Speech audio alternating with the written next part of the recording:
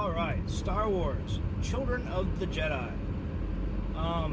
Very likely the worst or second worst Star Wars book in the expanded universe ever written. This is all personal opinion, so if someone wants to argue about it in comments, have at it. It won't really bother me any if you disagree, because, I read it, and it's terrible. So, the premise for this book is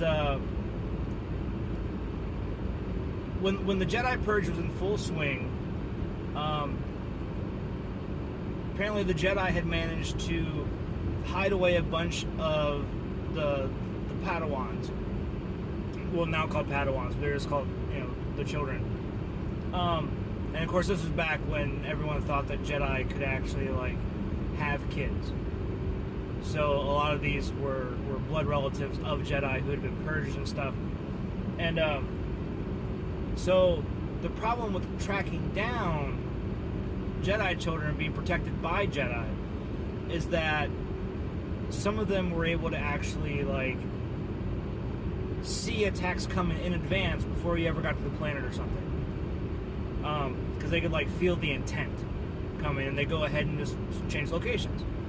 So Palpatine had put together this plan. They had an automated dreadnought, which is it's a small capital ship.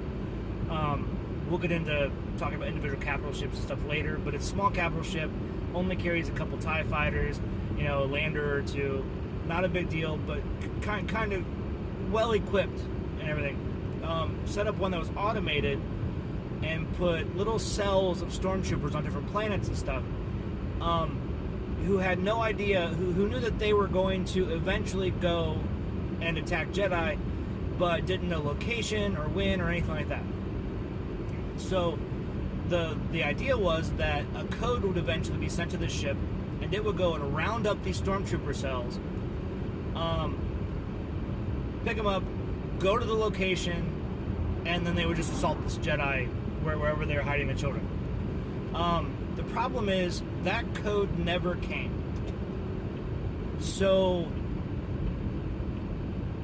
the movies happen, the Empire's overthrown. At this point, Luke's already trying to start up a new Jedi Order and everything.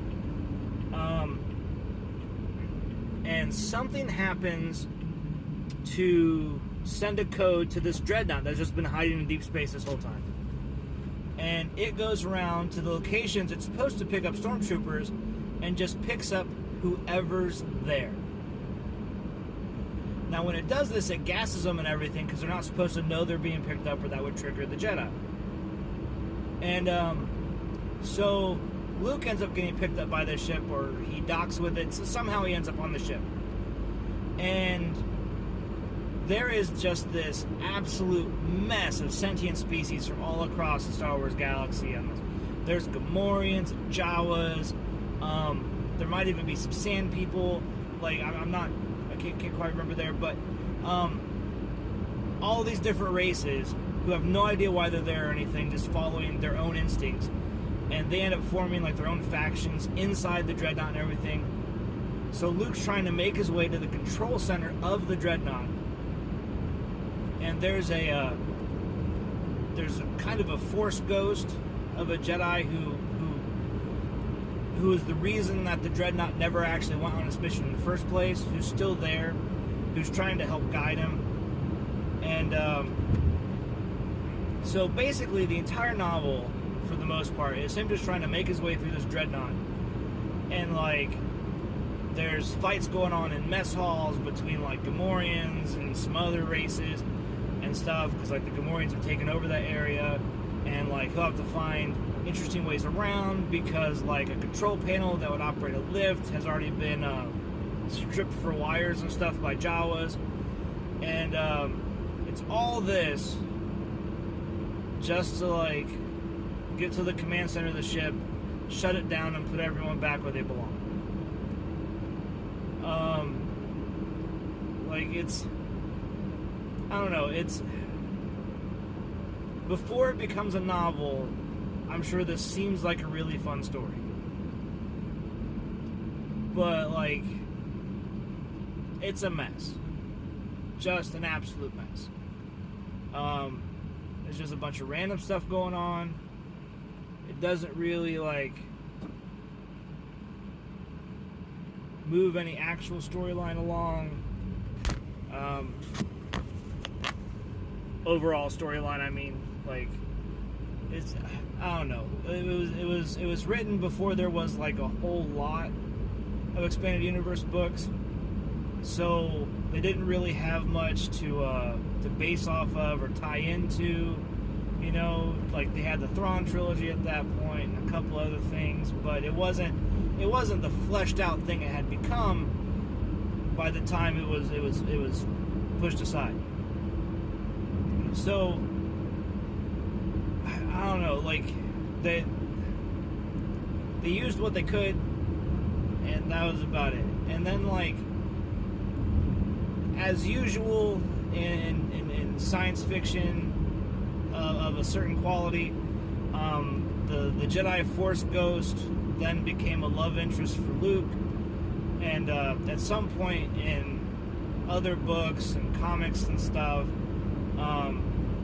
her Force Ghost gets put into a robot body, which eventually ends up in a real body, I think, or something. But they don't end up working out because once she transitions to the robot body or something, she no longer has access to the Force.